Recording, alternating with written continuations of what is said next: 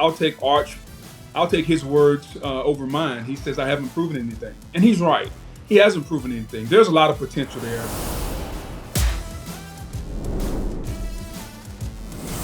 Hello and welcome to Always College Football. I'm your host, Greg McElroy, and we appreciate you guys being with us here today. It is Wednesday. It is week one. You know what that means. We're going to have a great college football analyst join us today. Today will be Booger McFarland. Help set the table for the opportunity sitting right in front of some of the ACC schools that are hoping to bounce back and chase a championship like Clemson, like Miami. We'll talk about Texas, Ohio State. We'll talk about Alabama, Florida State. We'll talk about young quarterbacks, who has an advantage in the trenches. So a lot that we need to get to today, and we look forward to our visit here with Booger McFarland of ABC. I also want to continue to encourage all of you guys to go ahead and rate the podcast wherever you get the podcast. If you could do that, that'd be awesome. You could subscribe to the podcast wherever you get the podcast. It'll automatically download in your podcast folder. When we submit an episodes, you'll have it automatically to listen to on your run, on your workout, on your drive home, whatever. So we always appreciate those of you guys that are subscribing. If you're here with us via the ESPN College Football YouTube channel, continue to hit the comment section. Hit the comment section. If you have some questions, we'll get those into a show here at some point later this week. So we look forward to that. I also want to encourage you to stick with us to the end this week, because I think we're going to have a great breakdown show on Thursday. We always do that. We'll do that tomorrow. But we are very, very much looking forward to some look aheads. We'll do it here on this show today. Some teams that need to be very careful. We're not going to spend a ton of time on it. We're not picking upsets, but teams that are favored with expectations here in 2025. There are some possible landmines that sit right in front of them in week one. So we'll tell you what those are as well. So we always appreciate you guys. Continue to tell your friends. We'll be here 4 days a week, starting on Sunday, all throughout the regular season, through the postseason, and to eventually the national championship. Let's kick things off with the great conversation with our good friend, Booger McFarland.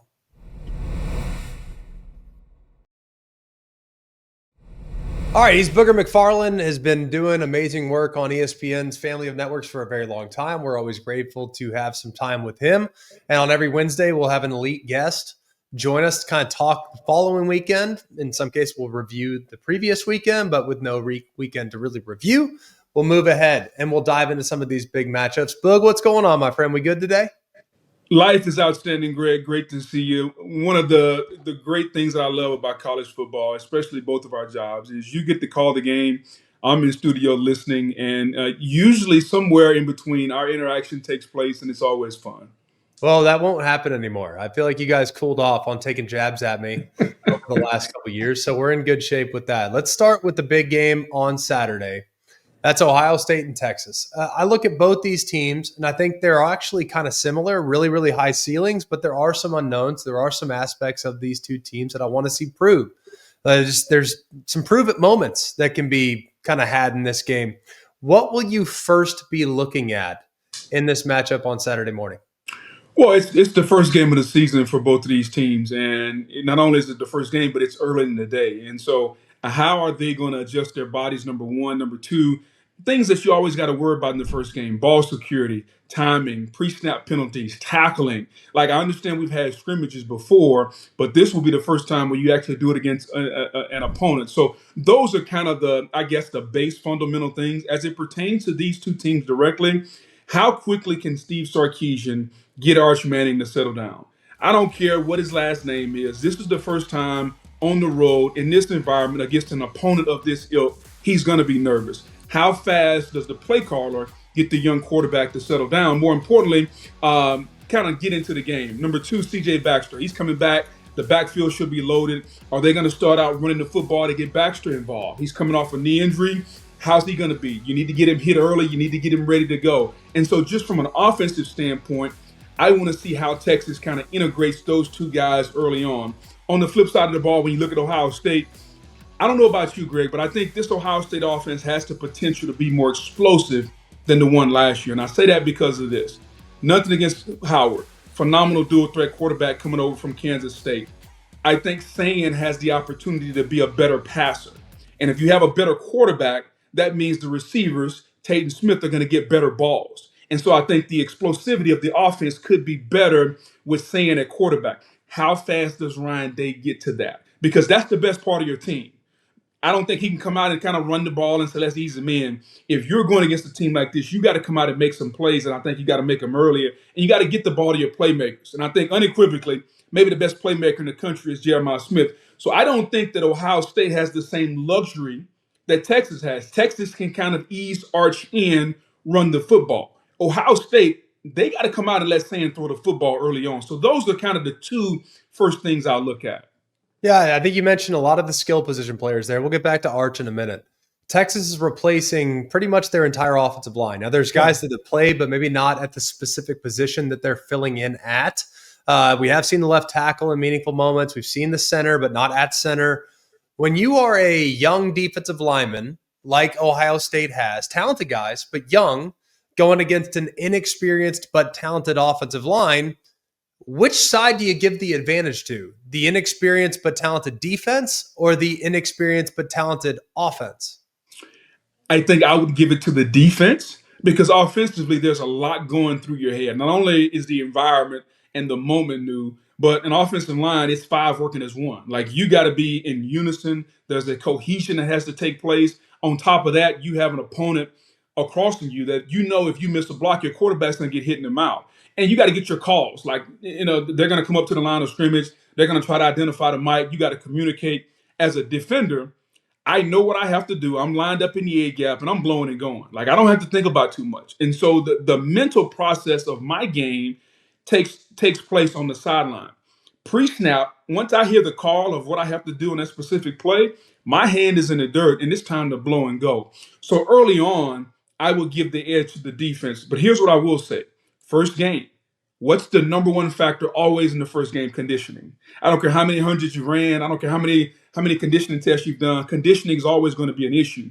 So if the offense can get a 5, 6, 7 play drive going, advantage goes straight to the offense because defensively, we're not used to playing at that tempo. I don't care how many times you've done it in practice. The adrenaline goes up, which means the heart pounds more. You're going to get tired faster. And so, especially if that thing turns into a situation where you can't substitute, I think in that situation, it could shift where the advantage goes to the offensive line. Yeah, I like the idea of going tempo. I like the idea of maybe running things sideline to sideline, take the pressure off the offensive line, and get those big bodies on the defensive side running sideline to sideline. I think jet sweeps are huge. I think anything to the perimeter is huge. Screen game to the outside, huge. I would expect both Ryan Day and Steve Sarkisian to utilize that to their advantage early in the game. You talked about Arch Manning. So much has been made about his progress and how capable he might be. How do you feel that this offseason evaluation has been? Is it fair? Is it warranted? And what does success look like for him in this game in particular? Well, I don't think it's warranted based on what we've seen on the field. Like I'll take Arch. I'll take his words over mine. He says, I haven't proven anything. And he's right. He hasn't proven anything. There's a lot of potential there. There's a lot of foundational pieces there that if you are a fan or you're a coach or you're a talent evaluator, you see all the foundational pieces. He's a great athlete. He's big. What is he? 6'3", 6'4". He can throw the football. He runs 4.6 in the 40. So everything that you want. Here's the way I look at Arch, and you tell me. Like, we heard Trevor Lawrence was a generational quarterback. And to me, I think Arch has the potential based on the foundational pieces to be in the same category. Big, fast, athletic, can throw the football, great gene line, all those different things. But he hasn't proven anything. Yeah. I think realistic success is this, Greg. I think he's got to come out, and I think he's got to prove, and it's going to sound boring, but can he manage the game? Like the greatest quarterbacks, and you know this better than I do, they're not the ones that have to go out and make every play. They get the ball to their playmakers. And so I think if you're Arch and Steve Sarkisian calls curl flat and the flat's open, throw the flat. If the curl is open, throw the curl. Don't hold it looking for the 20-yard dig on the opposite side. Like, throw it to the first guy that's open. Get the ball in your playmakers' hands because nothing frustrates the defense than completions. There's an old saying, you'll never go broke taking a profit. And I think success for Arch, how many times can he get a profit on Saturday? And then, without a doubt, the number one factor, don't turn it over. The quickest way a quarterback can prove that he's not ready is turn the football over, make bad decisions, throwing the football to the other team. I think that's success. Like if Arch comes out of this game and he's 18 for 24 for 210 yards, 3 touchdowns, no picks, that would be outstanding. Now, of course, you want to win the game, but there's a lot more riding on the game than just Arch's performance. I think Texas's defense is going to be really, really good, and so they have to control maybe the best playmaker in the country in Jeremiah Smith. I think Taft and those guys have got to figure out if there's one way we can't lose this game, and with beyond a shadow of a doubt, if I'm on the Texas staff, here's what I say: if there's one way we cannot lose this game, we're not letting Ford get over the top. Yeah. He may catch a bunch of hitches and dig. He's not going for 70. And if they do that, I think eventually that will put them in a position where they can win the game in the fourth quarter. Yeah, I love that approach. I think bend don't break and try to win in the red zone is probably an appropriate way of going about their business. It's going to be a great game. Can't wait to watch it. We'll preview it fully in tomorrow's show. Let's go next to your alma mater, LSU. Yeah. Not that dissimilar to Texas. Have a lot of answered questions on that team. A lot of guys that have played a lot of football. The offensive line remains a massive question mark. And it could get exposed very easily against one of the best defensive lines in the sport with Clemson. So how do you think LSU will mitigate that challenge of trying to block and hold up in protection against a really good Tigers front? And therein lies the key, the words you said, protection. At some point, I think if you're Joe Sloan, the OC, you got to show a willingness to run the football. Because if I'm a defensive lineman, if I'm Peter Woods, if I'm Parker, and I know that all we're doing is getting off the rock, rushing the passer, man, you can't block me. Because the defensive line, we're better athletes than the offensive line. And if I know what you're doing, it's going to be even harder for you to block me. So I think to answer your question directly, it has to happen. Joe Sloan, the OC at LSU, has to show a willingness to run the football. And I don't mean run it on 3rd and 1. Like everybody, 3rd and 1, you're going to run the football. I mean, when it's 2nd and 8, are you going to run the football and try to get 4 to make it 3rd and 4? Okay. When it's 1st and 10, are you going to run the football? If it's 3rd and 2, are you going to run the football? Or are you coming out 5 wide? I think LSU's biggest issue last year, they had a prolific offense. They had 4 linemen get drafted. They were soft, Greg. They didn't run the football. And everybody knows it. And so I think how does LSU mitigate Parker and Woods and that defensive line? Hit them in the mouth. Like the same way the Green Bay Packers used to play us in Tampa. It was myself, it was Simeon Rice, it was Warren Sapp. You know what they came out in? They came out in 12 personnel. 1 back, 2 tight ends, and it was double, and they made us hit them every single play. And when we had an opportunity to rush the passer, like we were so tired, it was tough to rush. And so I think if you're Joe Sloan, obviously they're not going to come out 2 tight ends. That's just not who they are. But you have to show a willingness to run the football, especially at Woods. Parker, it's easy to deal with a guy on the edge. You can just run away from him. But if I'm LSU, you got to double Woods, run the football at it, make him play through double teams, and let's just see how willing they are to do that. I think that's the number one factor. It's not Nussmeier. It's not the receivers. It's not any. It's will Joe Sloan and LSU in a big game run the football? To me, that's the number one question going into this game. Yeah, I'm with you. I think it'll be fascinating to kind of take some of the pressure off the passing game because we know Nussmeier can do it, but he will force it from time to time as well. Bigger picture here, because we'll break it down in its entirety on tomorrow's show. In the event in which Clemson wins, they're favored. They're at home. They have so many pieces back off last year's game. What will the reaction be for Brian Kelly and where he's currently at as the head coach for LSU? I think the reaction among the fan base is going to be, oh, he's got to go. He's got to get fired, blah, blah, blah. I think the reaction among the media is going to be, here comes BK. He's 0 for in openers. I think the reality of it will be this. BK signed a 10-year deal for $100 million. I don't think many programs, and LSU's not in the many, can afford a buyout of what it is. I think you look at USC, another 10-year deal. I think Lincoln Riley's buyout last year was $88 million. Like schools can't afford to pay a coach what Texas A&M paid Jimbo to walk away, $75 million. I don't think I'm speaking out of turn when I say Louisiana. I don't know what the buyout is, but it's got to be $60 million or plus. Like LSU's not in a position to pay that. So the reality of it is, among the people in the know, is that there will be disappointment because it would have been an 0-4 start in openers. there's going to be disappointment based on how the game goes. But as far as the quote unquote hot take, hot seat, I don't think BK is on the hot seat based on what I just said. I think BK was given enough rope to build a program. And if you just listen to his words and not mine, this is the year where he feels like he's been building to get his program to. And he feels really good about this team. He says this offensive line will be really good. And so I think in the end, those will be the reaction. It'll be different from fan base to media to the people that actually look at this objectively, like us. Disappointed, but it's not like we're going to start this. It's time to fire BK, depending on the outcome of the game. I'm with you. I think it'd be low-hanging fruit. They're an underdog on the road at a tough place to play. On the other side, I actually think there's more pressure on Clemson here. I know that sounds counterintuitive, but I look at Clemson. They could lose this game and still get back to the playoff. That goes without saying. They can win the ACC. They're still the best team in the ACC on paper for sure going in. But this is the year that Dabo's circled with a veteran 3-year starting quarterback, a lot of pieces back defensively. Everybody decided to come back and collectively go for that elusive national championship that they haven't won in 6 or 7 years. So in the event in which they come up short to a team that might be third, maybe fourth best in the SEC, is that an indictment long-term on Clemson and potentially the ACC? What's the reaction if they come up short? Well, I think we tried to prematurely bury Clemson for the longest, and Dabo's kind of picked up on that. Dabo said, everybody keeps telling me little old Clemson is down, and they just keep winning 10 games every year. And so I think the reaction is going to be for Clemson. Like the last time they saw an SEC team with South Carolina, it didn't go well. It was in their house. I think the reaction could be how much higher in their weight class can they punch up if they lose this game? Because that they would have lost the last 2 games against the SEC, South Carolina at the end of last year, and LSU at the beginning of this season. And so I think that'll be more the reaction. I think to your point, everybody knows that the schedule will set up favorably for them.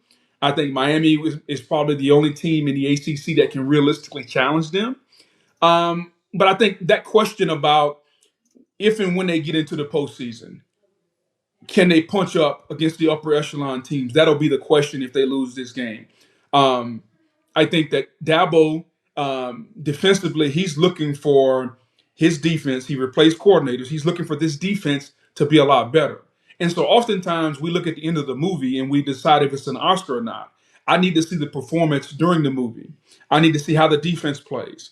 Can they run the football? No Phil Maffa. So that they've moved the wide receiver over to tailback. So how does the running game look? So Clemson has a lot of questions that I need to see how they play out. But I don't think it's going to be an overreaction. The bigger overreaction with the loss would definitely be LSU because of the history, because of BK. A lot of people are put off by his brashness. A lot of people are put off because how he left Notre Dame. And so the national reaction to BK losing, I think, is going to be a lot more than what would happen if and when Dabo loses. Yeah, I think I agree with you there. It's hard to push back on any of that. Another game there in the state of Florida. That'll be Florida State and Alabama. Alabama heavy favorite in this game. Florida State coming off at 2-10. I feel like Florida State kind of has nothing to lose in this situation. If they get beat convincingly, is it the end of the world? Not necessarily, because they didn't expect to be competitive. So in the event in which Florida State gets beat convincingly, what does that mean for where Florida State's at and what they could achieve this upcoming season? Well, I think it just means that the boulder is still going downhill for, when you look at Mike Norvell. I think a couple of things are at play. Number one, Mike Norvell has openly talked about, when asked the question about him staying at Florida State and not the Alabama job before they hired Kalen DeBoer. There's some on record dialogue where he said, I think I am where I wanted to be, or something like that. That's number one. Number two, I think when you look at Castellanos, the quarterback, that's done a lot of talking. I think if they lose this game, I think it's gonna be pointed out how much chatter there was coming from the coach, the quarterback, and then it's gonna turn into, where's this program at? And unlike Dabo and unlike Brian Kelly, I think that the hot seat could get turned up for Mike Norvell. I think he could be in a position that Florida State is at some point going to have to reevaluate, especially if it goes the way it did last year. 2-10 is not going to work.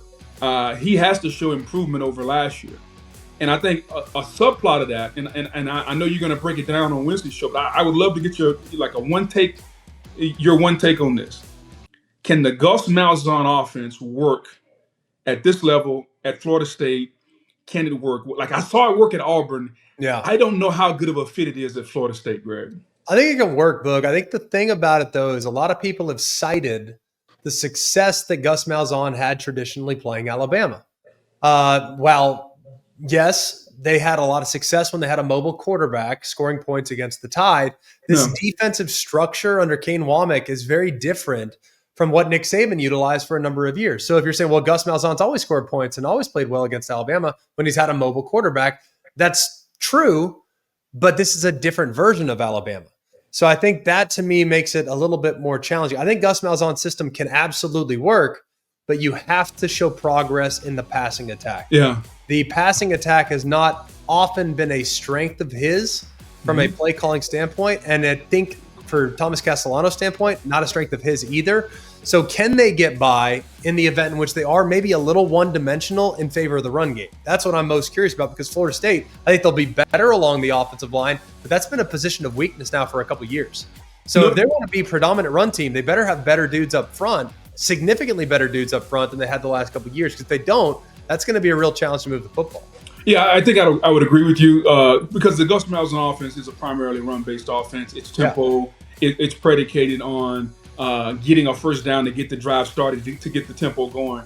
I definitely agree with that. When you flip to the other side, the last time I saw Ty Simpson wasn't good. It was almost like the moment was too big for him, Greg. He's got a 5-star in Russell, who came from Duncanville, sitting there. He's the hand-chosen guy, meaning he's DeBoer's guy. They recruited him. He's been there since January. I know Simpson won the job. I just wonder two things. One, how much has he improved? I know you were down there for a couple of scrimmages. That's number one. How much has he improved relative to the moment once he gets on the field? That's number one. And number two, Kalen DeBoer in year 2. Am I going to put my fate, which I have to show improvement? It sounds crazy off of 9-3, but he's got to show improvement. Am I going to put my fate in Simpson, who has been here, or do I put my fate at some point in Russell, who I handpicked to be my quarterback? How do you see the quarterback situation at Alabama? Yeah, I still think it's Ty Simpson by a pretty good gap. And honestly, I think the next man up would be Austin Mack, who is experienced in this offense, has been now with Kalen DeBoer for 3 seasons. I think he'd be the next man up. I think Russell, in time, will be a remarkably gifted player and will be a really good player. But at this point, still the intricacies of operating an offense at a high level, probably not there all the time. Really high highs, really low lows, right? A little bit of an ebb and flow, a little bit of a roller coaster, like most freshman quarterbacks. So I think Ty's going to be really solid. I think it's going to be very important, though, for Alabama to establish the run. If they can establish the run, I think they'll be in good shape. If they struggle running the football and it gets put all on Ty's shoulders, that's where things could get a little challenging, even though I love their personnel on the outside at wide receiver. So I think they're going to be in good shape at quarterback, but it's not going to be a quarterback-driven offense like Washington's was with Michael Penix a couple years ago. This is going to be a little bit more game management, a little bit more run heavy, a little bit more downhill run emphasis, and try to win some isolations on the outside. That's kind of where I see it going, and they're not going to put him in harm's way by forcing him to work the middle of the field and things like that. I think it's going to be perimeter throws, safe throws, and then run the football up the middle when you get favorable numbers. That's how I see it. That's interesting you would say that, and I would equate it to Alabama, who has Ohio State, who has Jeremiah Smith. You can make an argument that Ryan Williams is the best player in the offense. You got to get him the football, Greg. Like you can't just say we're going to throw you hitches and go. Like he's got to get the football, or you're going to get not only a disgruntled receiver, it's going to be a disgruntled fan base. How come we can't get the football to our best player? And I think from what I've heard, the rumblings, like he was a little frustrated with Jalen Milroe last year, not being able to get him the football. He had a great year, but at some point, like he feels like, and I know a lot of people feel like he's in the same class of receiver as Jeremiah, just he hasn't been given the opportunity with the type of quarterback that can put the ball where he wants to. So I just wonder, I hear you, the offense is going to be run-based, play action, take our shots, but the coach's job is to get the best players to football, especially with Jam Miller being out with this dislocated collarbone. If the running game, like you got to get to the football. So I just wonder how that shakes out in the back of all the players' mind, knowing we got this freak outside and we can't, let's just say we can't get him the football. Yeah, they're going to have to feed him. There's no doubt. And they will. They'll find creative Yeah, ways to get on the ball. I just don't know exactly how that's going to look just yet. It'll be fascinating to see how it goes this weekend because Florida State breaking a new defensive coordinator as well, and Tony White. We'll see how that all works out. yeah. But it should be a fascinating outcome. Go next to the Sunday game, Notre Dame, Miami. I'm really excited about this game. I know I'm calling it or whatnot. Not a selfish, shameless plug by any stretch. I really believe it's as entertaining a game on paper as any this weekend. Yeah. Notre Dame the world has been so great for them for the last 9 months, understandably, with what they accomplished down the stretch last season. Now you have a redshirt freshman quarterback in CJ Carr stepping in, going into a hostile environment against a really, really good defensive front and a revamped defensive scheme. Mm-hmm. How much faith, if you were Marcus Freeman, would you put on the shoulders of your quarterback? Or would you, like we talked about with Ty Simpson, maybe lean more towards the ground game management game for your young quarterback so he doesn't put you in harm's way against an improved defense? Well, I think early in the season, you have to mitigate your unknowns and go with your knowns. And I think the thing we know about Notre Dame, even though the offensive line is replacing a piece or two, we know the offensive line has been traditionally a strength of this team. That's number one. We know they probably have, if not the best back. Jeremiah Love is right there, best running back in the country. Price, Love, like run the football. I think they're in a situation where they're going to come from South Bend, Indiana. They're going to go down to Coral Gables, down Miami, wherever the stadium is at. And being someone that lives in Florida, I can tell you it's going to be 95 degrees with 110% humidity. And I think they're going to line up, and I think they're going to run the football. I think CJ Carr is going to be able to make a couple plays with his legs on the edges. Nothing crazy. He's not Riley Leonard, but he'll be able to move. If it's 3rd and 5, he can get you 6. I think he'll be able to move the chains a little bit. But I think this is going to be a physical football game. I know you want a bunch of TV time Sunday night, but this may be the quickest game of the weekend. I think both teams are going to run the football. I think Carson Beck coming off the elbow injury. I think Miami's going to run it. Mario loves his offensive line. I think this game is going to be about which team can kind of instill their will on the other, being physical. I like Notre Dame's defense better. It's young, but I think it's better than Miami. And so I think their propensity, how many times can they put Miami and Carson Beck in 3rd and long, to me will be the key. I love the physicality, though, of what I think and how I think Notre Dame is going to play. Carr's talented. We all know he's the grandson of Lloyd Carr. I get all of that. And so there's some great lines there. But I think in the end, if you're Notre Dame, let's go with what we know, especially early in the season. What do I know and what don't I know? When I'm on the road, I have to go with what I know. I know I can give the ball to Jeremiah Love. I know Jadarian Price can carry the football. I know my offensive line, traditionally, these are big dudes that are smart. They understand how to come off the ball. And let's go downhill and take all the pressure off our quarterback, especially when Miami, I think, has so many question marks from an offensive standpoint. Who's going to run the football? Carson Beck, the elbow, all those different things. Low scoring affair. Which team can be the most physical? Hopefully, you guys get an exciting game, but I think it's going to be a slugfest, Greg. Yeah, it should be. I'm excited to see how it all going to go. I think it's going to be a fascinating game. What about Carson Beck? You referenced the elbow, the chemistry with the receivers, new receivers, all that good stuff. How much do you think he's capable of shouldering against a great defense like you talked about early in the season? Because last year it was all put on his shoulders at Georgia. It didn't go well. Now I think his supporting cast was something a little inconsistent. I think he got probably too much blame. How much are you comfortable putting on him to kind of throw your way to victory this weekend? To whom much is given, much is expected, Greg. Like he's whatever the NIL number he's been given, whatever that number is, like there's a lot of expectation. I think Miami feels like they've gotten the best 2 transfer quarterbacks 2 years in a row. And look at how much they put on Cam Ward. Like Cam Ward was the leader of that team. Now, different player, different style, but Cam Ward was kind of the guy, if you talk to anybody in Miami, he ran the team as far as the locker room. I think they're going to look at Carson Beck the same way. You came from the big bad SEC. You're getting a lot of NIL money. You're the leader. You know, we're breaking in new players at a lot of different positions. You're going to be the leader of this team. And so as long as he's healthy, and I think the thing about the elbow is he's probably thrown, I don't know, he's probably thrown 1,000 passes this offseason, if not more. So he knows the elbow's good. And so I think mentally for him, he's not going to have to worry about whether or not it's good. It's just getting hit for him. Yeah. Once he gets hit, I think he'll settle in. But I think they're going to put a lot on his plate. He's a veteran quarterback that's played a lot of football. Okay, I think you have to go with what you know if you're Mario, and you know this guy's he's gone against Alabama, he's gone against Texas, he's been in the biggest games, and so the game, in my opinion, Sunday night at home, you put the game in his hands, and I think you throw the football around a lot, just a little bit more maybe than Notre Dame does. Yeah, I could see it going that way. I think it's going to be a great game. I really am excited about it. I think it's got a chance to really deliver. I look at the ACC this weekend. I've said this. I think this might be the biggest weekend for ACC football in some time. And it's partly because of the non-conference opportunities that they have sitting right in front of them. Now, I know they're only favored in a couple games. I know Georgia Tech's favored. I know Clemson's favored. But the rest of their teams, Florida State, Syracuse, Miami, Virginia Tech, a handful of others are underdogs. I happen to think that's a great opportunity. Several have said, well, if they go 2-5, then that's what everyone expected.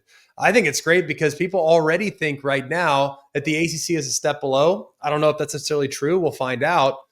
I think the ACC is actually really, really good and could pull off some of those victories. So what record does the ACC need to have this weekend against that competition to warrant consideration at season's end to get two teams in as opposed to one? Well, I think the record may not say as much as the magnitude of the game. The marquee game. I think Clemson, LSU. I think they could lose every other game, but if they win that one, I think they'll come out of this weekend saying our best is as good as any of their best. Okay. Now flip it on the other side, they could win the rest of them, but lose that one, and I think they'll beat their chest a little bit, but everybody's pick to be in the playoff and maybe win it is Clemson.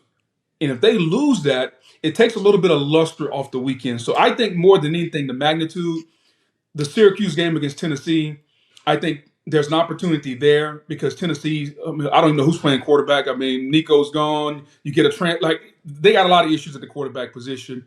I love what Fran does. I think Syracuse is going to be ready to play.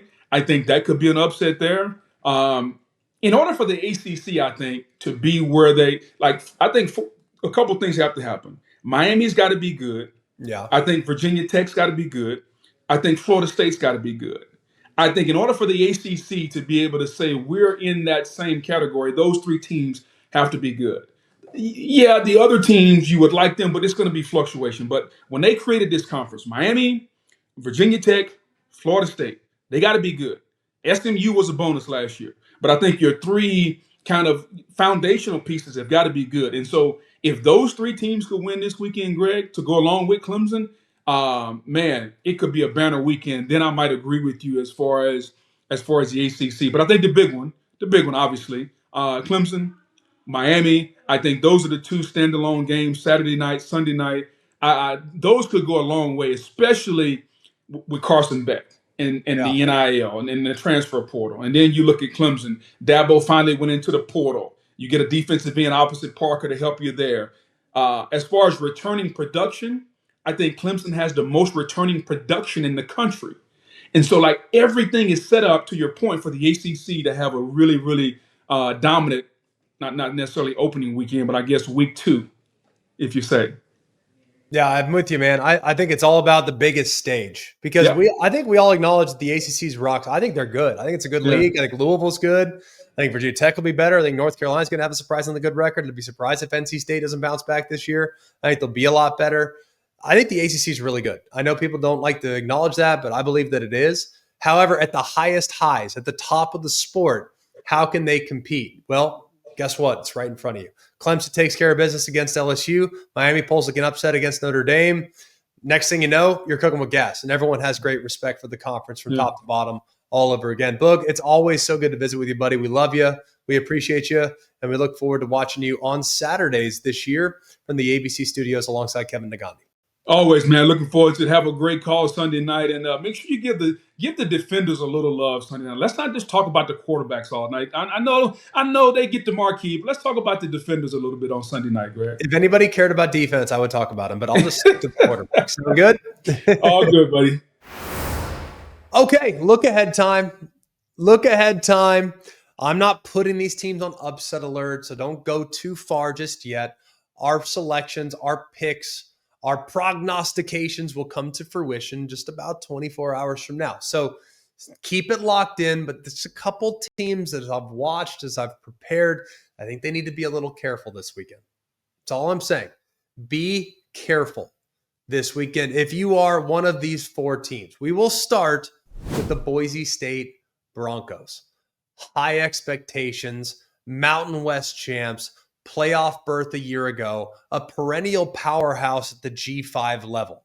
Nobody is going to discredit what Boise's done up to this point in their program's storied history. Over the last 20 years, you'd be hard-pressed to find a more consistent winner at any level, by the way, than Boise State. They've been amazing, but I think this game this weekend, 5:30 Eastern time kick from Tampa, Florida, to take on the South Florida Bulls. Now, right now, Boise's about a 6.5-point favorite. Boise last year beat up on just about everyone they played. They had a couple close calls. They gave Oregon all they wanted. UNLV played them tough. But to see a line this close, to see a team that's traveling 3 time zones, to go and to think that they're going to face off against a South Florida Bulls team that's extremely athletic, that has gone toe-to-toe multiple times in the last couple of years against Power 5 competition, something tells me that Alex Golesh, the head coach of South Florida, knows how big this opportunity might be. This would be a statement opportunity for the Bulls. They've had this one circled, I would imagine. This has been the talk all off season. So Boise better be ready to go when they kick things off at 5:30 there locally, because South Florida, I can promise you, they will have and throw their best punch in this matchup. Let's go next to the Nebraska Cornhuskers. We have talked all off season about how excited I am for Nebraska this season, how they could, in theory, get hot, maybe make a playoff run. New offensive coordinator in Dana Holgorsen, who took over towards the end of last season, really turned that offense around and became a ground and pound outfit. Dylan Raiola played his best football down the stretch when Dana Holgorsen took over as the primary play caller. Have to believe that this group could collectively take a big step forward, but there are some questions. There's some questions in the front seven defensively. There are some questions along the offensive line. I look at this matchup against Cincinnati, and I think this one is very, very dangerous. Cincinnati out of the Big 12, disappointing season last year. They bring back their quarterback in Brendan Sorsby, who I think does a really good job. They have always been a team that's excellent running the football. With Scott Satterfield, they're going to try to stretch you on the defensive side with horizontal runs, perimeter runs that are very difficult to defend. And one thing that people struggle with early in the season is tackling. Well, this style of offensive attack is going to force your defenders to tackle at angles that are very difficult to simulate. I think this is a very tough game for the Nebraska Cornhuskers. Right now, they're about a 6.5-point favorite. I think they could win for sure. They should win for sure. If they play their best football, they should win this game. But if they don't, it opens up the door for a possible huge upset to start a season when they're expected to really break through. So they better be on their A game when they tee it up against Cincinnati a little later this week. We'll go next to the Auburn Tigers. Auburn, all off season, has talked about how they've upgraded their personnel, how they've gone out in the portal. They've attracted some big-time pieces, 2 offensive tackles, a really good wide receiver in Eric Singleton from Georgia Tech, Jackson Arnold at quarterback getting a fresh start, a new lease on life after disappointment in his first year as a starter at Oklahoma. He at times didn't throw the ball with great anticipation. He at times forced the ball into tight windows, tight coverages that resulted in interceptions. But now things are starting over for Hugh Freeze at Auburn. Very excited about this opportunity for Auburn. I think defensively they should be good at all 3 levels, but they're now going on the road to a Baylor team that has been very outspoken about the importance of this game, not just for Baylor, but for the Big 12 as a whole. And Baylor brings back an experienced quarterback that was playing his best football down the stretch last year in Sawyer Robertson. They have an elite running back in Bryson Washington that can take the game over. It was a 1,000-yard ball carrier a year ago. And Dave Aranda, their head coach and defensive mastermind, has had an off season to prepare for what Hugh Freeze might throw at him from an offensive standpoint. What Dave Aranda will do is he'll make things cloudy for a quarterback that in the past has had some challenges with confidence and with delivering the football accurately into tight windows. I think it's a very dangerous spot for Auburn on Friday night to go into a very hostile environment where the fan base is energized, where the fan base is excited because they know that if the stars align this year, they could win the Big 12 and they could get to the college football playoff. Well, what better way to start the season by knocking off an SEC opponent in week 1? So Auburn needs to be extremely careful this upcoming week when they tee it up against the Baylor Bears. And then finally, the Mississippi State Bulldogs. Not a team with tremendous expectations this year, but it's Jeff Lebby's second year. Blake Shapen's back at quarterback. He's now healthy. They were really good offensively last year, but the challenges for Mississippi State were on the defensive side of the football. Right now, they're about an 11.5-point favorite. Guess who they're playing? They're on the road in Hattiesburg against Southern Miss. This is an in-state rivalry that matters a lot to both fan bases. And if you look at what happened with Southern Miss this offseason, we haven't talked about it a lot on this program. By the way, Mississippi State lost last year to Toledo, so they have lost to G5 opponents in the past. I look at Mississippi State looking ahead potentially to the following week when they'll welcome in a ranked Arizona State team into Starkville, into Davis-Wade Stadium. That could be a massive opportunity for Mississippi State. They cannot lose sight of the importance of playing at a high level in this game, because if you look at who the head coach is now at Southern Miss, it's Charles Huff. And Charles Huff, over the last couple of years, did a really good job at Marshall. And with his departure from Marshall, because Marshall did not renew his contract, he leaves, takes over Southern Miss, and he brought a lot of his players with him. I'm not suggesting this is like a Kurt Signetti situation from a year ago, where he's at James Madison, won a lot of games, takes Indiana, brings a lot of James Madison players, and they make a playoff run. I'm not suggesting that is likely. All I know is that this Southern Miss program will be significantly improved from a talent standpoint based on where they were a year ago. He also has an offensive coordinator in Blake Anderson. Remember that name? This guy's been around football for a very long time and has coached at a high level for a very long time. So Southern Miss is a dangerous team for Mississippi State, especially if they're caught looking ahead, going on the road to a rival in state.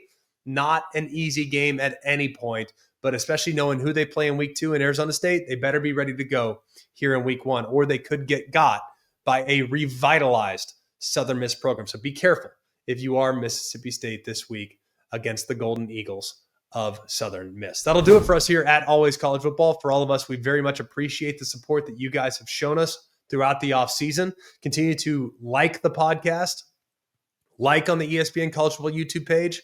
You can also subscribe to the podcast wherever you get the podcast. And for those of you that are there, whatever podcast platform you're on, your ratings are greatly appreciated. Your reviews are appreciated as well. So for all of us here at ACF, check back with us tomorrow. We have an awesome Thursday edition where we break down the biggest games of this upcoming weekend and what a weekend it is here in college football. So for all of us here at ACF, for Mark, Jake, Jack, the other Jack, intern Sam, I'm Greg. We hope you have an amazing day, and remember, it's always college football. Hey guys, it's Greg McElroy. Thanks for watching Always College Football. Make sure you like, rate, and subscribe to ESPN's YouTube channel and wherever you listen to your podcasts.